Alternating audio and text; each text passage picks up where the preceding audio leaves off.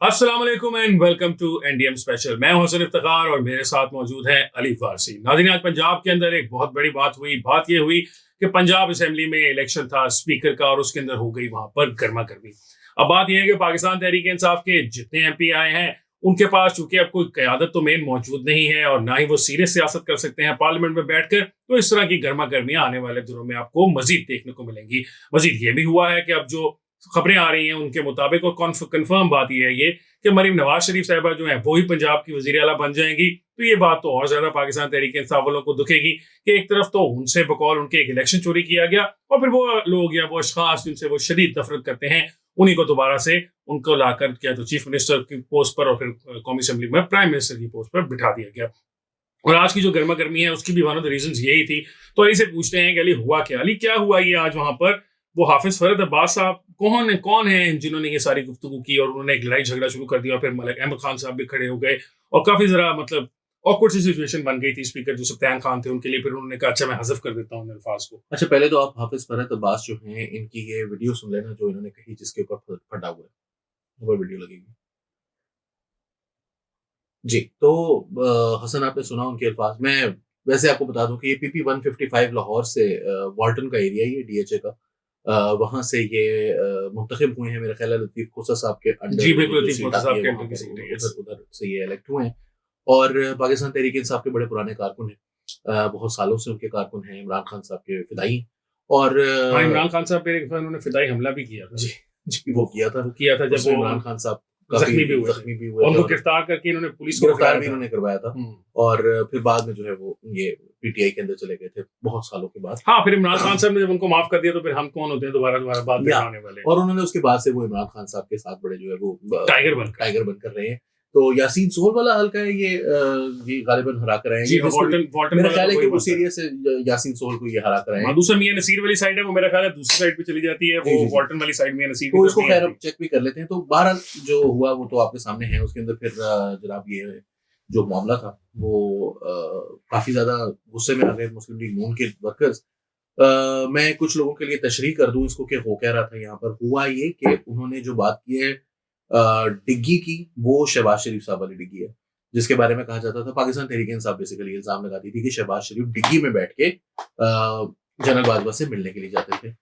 कचरा उन्होंने पाकिस्तान मुस्लिम लीग नून को या हुकूमत को, जो इस वक्त पीएमएलएन की जो हुकूमत भी है, या तो शहबाज शरीफ को आप कह सकते हैं या कम से कम पीएमएलएन को, वो ही आजमाए हुए लोग हैं बेसिकली। और दूसरा उन्होंने कहा कि डंपिंग ग्राउंड, उनको डंपिंग करनी थी उनकी, उसकी जगह उनको रिसाइकलिंग मशीन में डालकर दोबारा इक़्तिदार में ले आए, यानी कि शहबाज शरीफ को।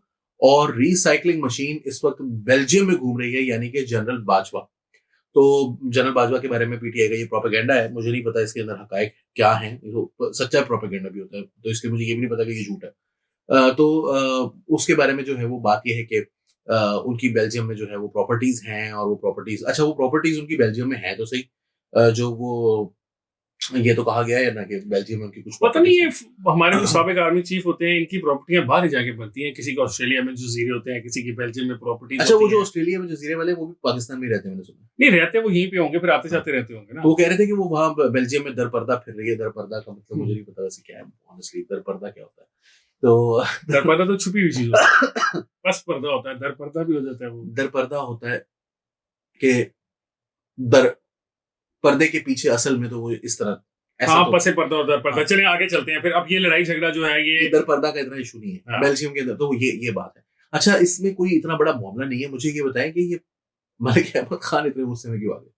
हाँ, मलिक अहमद खान साहब इसलिए गुस्से में आ गए क्योंकि मलिक अहमद खान साहब की बहुत दोस्ती थी ना जनरल बाजवा साहब से, हाँ। बहुत ज्यादा। और उनके बारे में तो अहमद खान साहब के बारे में तो कहा जाता है कि उनके शायद कोई कारोबारी मरासिम भी थे साबिर मिट्टू साहब से, जो कि बाजवा साहब के जो है वो ससुर थे। तो उन्होंने दिल पे ले लिया। उन्होंने कहा मेरे जो मोहसिन है उनको आप कुछ ना कहें। देखिए ना, अहमद खान साहब जो हैं उनकी एंट्री पाकिस्तान मुस्लिम लीग नून में लेट हुई। 2013 में वो आए, उससे पहले वो पाकिस्तान मुस्लिम लीग काफ जो है कायदे आजम उसके प्लेटफॉर्म से एमपी थे, फिर वजीर भी रहे और फिर 2008 में इलेक्शन हार गए। फिर 2013 में वो नून लीग के अंदर से एंट्री है। तो 2013 से 24 तक 11 साल ही हुए। लेकिन अगर आप देखें तो पहले भी पिछली जो गवर्नमेंट थी उसके अंदर भी वो सीनियर वजीर थे और उस वक्त भी बात चर्चा चलता रहा कि शायद एस्टैब्लिशमेंट की तरफ से कहा जाता रहा कि हमजा शहबाज की जगह इनको वजीर आला बनाया जाए। तो देखें ना, वो लिखवा कर तो उनकी है एक एस्टैब्लिशमेंट बैक पर्ची जिसे कहा जा सकता है। मतलब हम ये नहीं कह रहे कि सियासी पर्ची है, लेकिन जो इस वक्त मुस्लिम लीग नून में उनकी पावर है वो इस्टेब्लिशमेंट से आ रही है। और वो मेरा ख्याल है शहबाज शरीफ साहब ने जो सारा काम नवाज शरीफ साहब के लिए किया था या इमरान खान को निकालने के लिए काम किया था, उसके अंदर भी इनका अहमद खान साहब जो मलिक अहमद खान साहब, उनका बहुत ज्यादा रोल रहा है। तो मेरा ख्याल है शायद वो इसलिए दिल पर बात ले गए कि उनके तो वो मोहसिन है ना, जिनके बारे में कहा जा रहा था कि वो बाहर चले गए हैं और बेल्जियम में बैठे प्रॉपर्टियां रखी हुई हैं। वैसे बेल्जियम चॉकलेट होती है, डायमंड्स भी होते हैं, ये प्रॉपर्टियों वाली कहानी तो अजीब ही है। अच्छा, ये मुझे प्रॉपर्टी वाली कहानी क्या अजीब है इसके अंदर? वो भी होनी चाहिए, फिर प्रॉपर्टी भी होती है बेल्जियम हाँ में। मतलब फिर अगर आप जाएंगे बेल्जियम में तो प्रॉपर्टी भी होगी हाँ, फिर obvious सी मेरा बात ये है। ख्याल है कि अच्छा वैसे सॉरी मैं ये कहना चाह रहा था कि वैसे बेल्जियम में पाकिस्तानियों की जो ज्यादातर तादाद है वो तहरीक इंसाफ से मोहब्बत करती है। तो अगर किसी दिन बाजवा साहब आप पकड़े गए ना सड़क के ऊपर तो आपके साथ बहुत यार बुरी होगी बाजवा और फिर हम साहब पूरी सब लोग, दुनिया में वीडियो बाजवा देखेंगे। साहब यहाँ लाहौर पाकिस्तान में नहीं रहते। अब आपको ये याद नहीं है कि इतने सारे सहाफी तो उनसे मिल चुके हैं हाँ नहीं वो इस्लामाबाद मिल में। चुके हैं लेकिन आम और आवाम अभी का access रिसेंटली तो जो नहीं है उनसे ना। बात हुई है उसमें भी इस्लामाबाद की यहाँ मेरा ख्याल है उससे मुलाकात हुई है। अली जो पाकिस्तान में बादशाह रहते हैं उनके और आम आदमी के दरमियान एक सिक्योरिटी की बहुत बड़ी लेयर हायल होगी, ठीक है। वहां पे दुनिया भर में इस तरह की कोई नहीं होती, अपना काम। याद नहीं आपको एक बार बादशाह साहब के बारे में पहले भी जी, आया था फ्रांस में शायद? एक दफा मिल गया। हाँ वो हो गया था ना इसी तरह। और मैं आपको बता रहा हूँ कि मैं जानता हूँ कि बेल्जियम में बहुत सारे ऐसे पाकिस्तानी हैं, ज्यादातर पाकिस्तानी जो बेल्जियम में रहते हैं वो तहरीक इंसाफ को सपोर्ट करते हैं।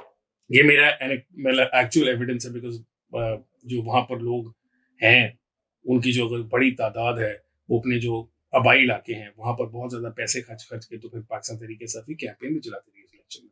नहीं, ये तो अच्छी बात है, उनको चलानी चाहिए। नहीं, मैं वो वैसे बता रहा पाकिस्तानी हमारे भाई अच्छा मसला अब ये है बाजवा कि साहब को कुछ कह दिया तो क्या हो गया? बाजवा साहब भी नहीं उनके तो पाकिस्तानी मौसम थे ना, लेकिन तो इसलिए उनको दुख हो गया है। यार वो तो हाफिज फरत अब्बास की भी है। हाफिज फरत अब्बास के भी मोहसिन है बाजवा साहब, लेकिन अब वो नहीं मानते। उस जमाने में वो कहा करते थे ना सारे कि बाजवा साहब हमारे बाप की जगह है, वो पाकिस्तान तरीके ये साथ लोग ही पाकिस्तान कहते की थे। तारीख में सबसे डेमोक्रेटिक जो एक आर्मी चीफ आया है वो ये शख्स है। वो इमरान खान साहब कहते थे इतना डेमोक्रेटिक इंसान है ये, वो तो बर्दाश्त कर रहा है ये सारी बदतमीजी, वरना कोई और आर्मी चीफ होता तो इनको लग पता जाता। आपको याद है ना वो? तो बस अब देखें जी, लग पता जाता तो फिर अब लग पता तो अच्छा, ये पता बताए ना नहीं कि क्या ये पाकिस्तान मुस्लिम लीग के साथ जो है वो क्या अब ये इतनी छोटी छोटी बातों पे ये नाराज होंगे तो फिर तो ये लड़ाई झगड़ा हुआ करेगा। मैं आपको बताऊं कि इस वक्त जो ये असेंबली है पंजाब की, यहाँ पर एक मछली बाजार ही बना रहा करेगा।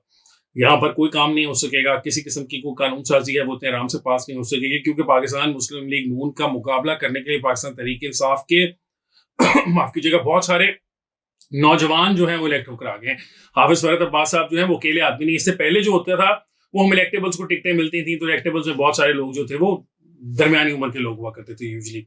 इस बार चूंकि इमरान खान साहब ने खंबे खड़े किए थे और खंबे भी जीत गए हैं, तो खंबे जो थे इमरान खान साहब ने बहुत ज्यादा नौजवान ऐसे खड़े किए थे जो कि मतलब जाकर अपनी कैंपेन डट कर लड़ सकें। तो ऐसे जो लोग हैं जो कैंपेन डट कर लड़कर आए हैं और इतना एस्टैब्लिशमेंट का मुकाबला करके आए हैं, उनके लिए मुस्लिम लीग नून पंजाब असेंबली में तो एक स्मॉल फिश है, वो उसको फ्राई करने के लिए हर वक्त कोशिश करते रहेंगे।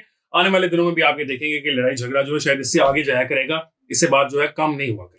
अच्छा, ये जो आप बात करें ना कि एस्टेब्लिशमेंट जो है वो सॉरी पाकिस्तान तहरीक इंसाफ जो है वो मुस्लिम लीग नून का जीना हराम कर देगी, तो मेरा इसमें हसन सवाल ये कि जो पीएमएलएन ने रिस्पॉन्ड किया कल, मिसाल के तौर पर पीएमएलएन ने जो है वो रिस्पॉन्ड इस तरह से किया कि उन्होंने घड़ी चोर के नारे लगाना शुरू कर दिए और पीटीआई जो है वो अपनी तरफ से आज भी वो लगा रहे थे मरियम के पापा चोर है, मरियम के पापा चोर है। और ये जो तकरीर है वो तो आपने सुनी। ये बात आपकी बिल्कुल दुरुस्त है कि क्योंकि ज्यादातर लोग जो है वो यंग हैं तो वो पार्लियामेंट्री प्रोसीजर्स के ऊपर उनका इतना फोकस नहीं होगा, उनका यही फोकस होगा कि यहाँ पर जो है वो तमाशा शोर और हुल्लड़बाजी लगी रहे। मगर दूसरी तरफ आप देखेंगे मुस्लिम लीग नून के भी जो बाबे हैं वो तो सारे ज्यादातर हार गए हैं और जो जीते हैं वो भरत जैसे लोग हैं। अब भरत तो चलो एक अच्छा फेस है ना, मतलब जरा यंग और क्या कहते हैं सॉफ्ट इमेज ऑफ पीएमएलएन, लेकिन जो ज्यादातर लोग हैं वो इसी तरह के, उनसे आप ये कोई एक्सपेक्ट नहीं कर सकते। मसलन मैं नाम चले किसी का नहीं लेते, लेकिन ज्यादातर लोग जो है मुझे नहीं लगता कि वो पार्लियामेंट्री प्रोसीडिंग्स के अंदर कोई इतना ज्यादा एक पॉजिटिव रोल जो है वो अदा करेंगे। पंजाब असेंबली क्या बनने जा रही है? मछली मंडी। मैंने आपको बताया तो है कि पंजाब असेंबली का जो चांस है सबसे ज्यादा वो ये है कि पंजाब असेंबली एक मछली मंडी बना रहा करेगी और इसमें नुकसान पंजाब की अवाम का 14 करोड़ का सूबा है, उसकी जो लीडरशिप है वो इस तरह की आपस में लड़ाई झगड़ा करती रहेगी तो फिर पाकिस्तान की जो अवाम है, जो वोटर है, उसका नुकसान है। अब नुकसान किसी सियासी जमात का तो इन इटसेल्फ नहीं है। और मैं आपको बताऊं पाकिस्तान तहरीक इंसाफ का इसमें ज्यादा फायदा है। इस वक्त गवर्नेंस का जो वो है, लेकिन हसन इससे फिर ये होता है ना कि मरियम नवाज जो है उनके लिए तो अपने चचा और अपने वालिद साहब वाला रूट है मौजूद, वो आया ही नहीं करेंगे। हाँ तो फिर ऐसे ही है ना, लेकिन वो मरियम नवाज साहबा नहीं आया करेंगे, लेकिन बाकी लोग देखो अली पता है क्या, अब पाकिस्तान तहरीक इंसाफ के लिए तो आसान काम है, उन्होंने क्या करना है, उन्होंने सिर्फ शोर डालना है ऑपोजिशन करनी, उनकी जिम्मेदारी कोई नहीं है। मुझे जिम्मेदारी ये बताएं कि जब पाकिस्तान तहरीक इंसाफ के लोग जो है वो असेंबलियों में शोर डाल रहे होंगे हम्म, और मरियम नवाज जो है वो असेंबली में मेरा ख्याल है कम से कम आया करेंगी, हम्म। उनकी कोशिश होगी कि ना ही आए। और जो एमपीएज हैं वो तो जाहिर है कि आते हैं। और आप क्या समझते हैं कि जो पंजाब के बहुत सारे हलके हैं जहां पर डिफरेंस बहुत कम है, या कोई कुछ ऐसे भी हैं जहां पर डिफरेंस का तो मसला ही नहीं है, शायद डिफरेंस दूसरी तरफ चला ही गया था लेकिन इलेक्शन का रिजल्ट जो है वो कुछ और हो गया। तो अब आप मुझे ये बताइए कि क्या मजीद तोड़ फोड़ का अमल अब नून लीग में शुरू होने वाला है? नून लीग में तोड़फोड़ अभी तो खैर नहीं होगी फिलहाल, तो क्योंकि अब तो इस वक्त तो इक़्तिदार में है वो, बहुत अरसे के बाद 5 साल के बाद उनके पास पंजाब में इक़्तिदार है। नून लीग के फिलहाल तो ये कोशिश होगी कि अपने जो लेकिन लोग हसन हैं आपको याद नहीं उनको है, एडजस्ट कराया जा सके। देखना पीटीआई के पास पहली दफा इक़्तिदार आया था 2018 में, लेकिन by the time Usman Buzdar के साथ जिस वक्त उनका वो तो 20 लोग तो टूट गए थे और 20 से कहीं ज्यादा थे। बहुत सारे लोगों को तो पीएमएलएन कहती थी कि हमने एडजस्ट नहीं किया और बहुत सारे लोग ऐसे थे। अली ये देखे ना, अभी ये जो पाकिस्तान तहरीक इंसाफ वाले हैं तो सारे आजाद बैठे, तो अगर टूटने का कोई प्रोसेस शुरू होगा तो सबसे पहले तो इनकी तरफ होगा। और इस वक्त एस्टैब्लिशमेंट की भी ज़ेर अता पाकिस्तान तहरीक इंसाफ है, मुस्लिम लीग नून तो नहीं है। जो आप जबकि बात कर रहे हो तब तो पाकिस्तान तहरीक इंसाफ गुड बुक से जा चुकी हुई थी, नहीं जा चुकी एस्टैब्लिशमेंट की। वो कम से कम बाजवा साहब की यार 2020 हसन 2020-21 के दौरान पाकिस्तान, आप याद करें कि जो यूसुफ रजा गिलानी जिस वक्त हारे थे, जीते थे 2021 के एंड की बात है, 2021 के शुरू की बात है, 2021 मार्च 3 की बात है जब सेनेट का पिछला इलेक्शन हुआ है। तो यूसुफ रजा गिलानी जिस वक्त जीते थे तो वो सारे के सारे लोग जो पाकिस्तान तहरीक इंसाफ से टूटे थे, majority of them were going to PMLN because they were all from Punjab.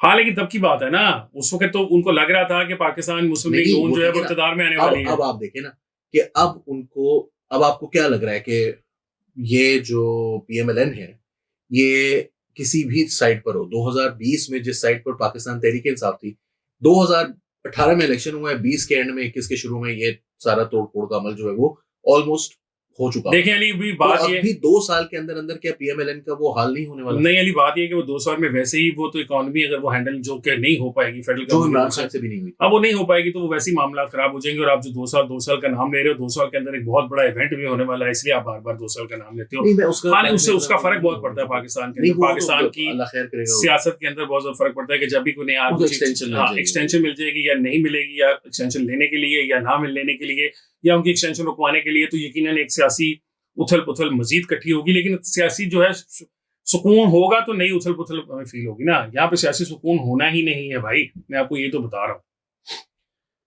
मैं इसके बारे में ये समझता हूँ कि 2 साल से भी ज्यादा तेजी से ये प्रोसेस हो सकता है। पीएमएलएन जो है उसकी गवर्नमेंट सस्टेनेबल नहीं है, उसकी जो सीट्स हैं वो जैसे मर्जी उनको दिलवा तो दी गई हैं, लेकिन उनके जो एमपीएस और एमएनएस हैं वो अच्छी तरह जानते हैं कि उनकी नहीं थी ये सीटें।